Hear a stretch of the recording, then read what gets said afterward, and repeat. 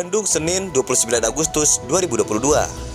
Lembaga Kajian Nawacita yang dikomandoi Insinyur Samsul Hadi dan PT IKN atau PT Inti Kreasindo Nusantara, Presiden Direktur Refli Mandagi, kunjungi workshop seniman dunia Nyoman Nuarta.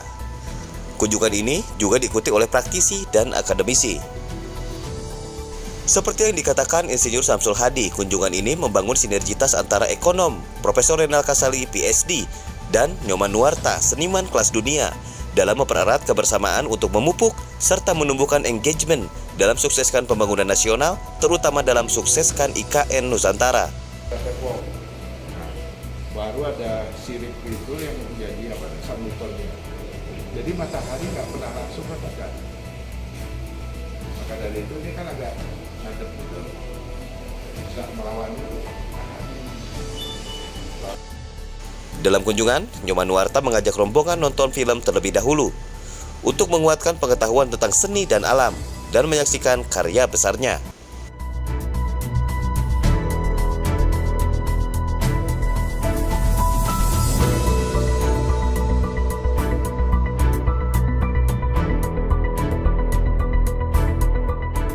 Dalam sela-sela kunjungan, Nyoman Nuarta menegaskan kembali bahwa konsep IKN memiliki nilai filosofis yang kuat. Dibangun dengan konsep smart forest city, tetap akan menjaga ekosistem, juga akan menambahkan nilai komersil yang sangat tinggi. Nah, itu perlu hijau seperti ini, patina konservatina namanya. Perlu 15 tahun kalau di luar. Nah, kita bisa hanya 2 jam mungkin sudah bisa itu. Hadir dalam kunjungan Elhan Jakaria, Komisaris Utama PT Tani atau Tera Salemba Agroniaga Integrasi, yang juga sekaligus Investment Manager Asia Pasifik Nusantara Holding Konsorsium Ventura Limited.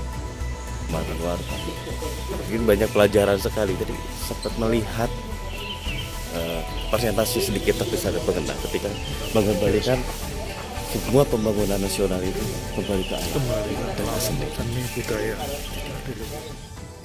Ketemu hari ini adalah dalam rangka untuk kita sebetulnya mengadakan pertemuan di studionya Pak Nyoman, seorang seniman besar sudah tingkat internasional. Kita pertemukan dengan ekonom terbesar juga Profesor Renal Kasali. Nah, di sini tujuannya adalah antara program dari seniman disatukan dengan program ekonomi ini yang bisa menjadikan satu implementasi dalam wujud pembangunan yang nyata. Jadi di sini perlunya program dan sisi ekonomi dari pendanaan itu yang bisa menjadikan satu program itu terlaksana. Ya, Pak Hadi, mohon izin, saya tadi mendengar banyak dan saya melihat film Garuda itu yang ditayangkan oleh Pak Nyoman sangat luar biasa. Dan saya lihat lagi menarik ke IKN, bahwasanya IKN itu sangat penting. Bukan hanya tentang Center of Indonesia, tapi ini soal mahakarya Indonesia yang sangat luar biasa penuh dengan balutan culture dan alam. Ini sangat luar biasa.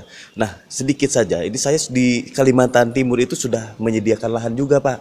Seperti apa, bagaimana? Ada sekitar 100 hektar dan untuk dibuatkan teknopark di sana. Karena saya pikir harus ada inkubator juga di bidang pertanian dan pengembangan lainnya. Gimana tuh, bisa nggak sih dirinya atau bagaimana nih kalau mau kita terus serta mensukseskan IKN itu bagaimana?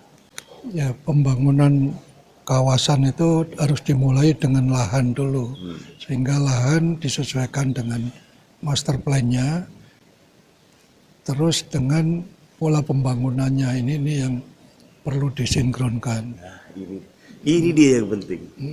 Nah, terus untuk pembiayaannya gimana tuh dari IKN sendiri atau dari swasta dengan membangun partnership? Karena jujur saya secara pribadi hari ini membiayai lahan-lahan pertanian di beberapa belahan Indonesia dengan cara crowdfunding. Jadi melakukan partnership dengan pengusaha-pengusaha di daerah itu sendiri, membuat satu gerakan untuk membiayai proyek-proyek pertanian per hektar dan alhamdulillah sekarang sudah sampai 400 hektar lebih, termasuk yang di Riau.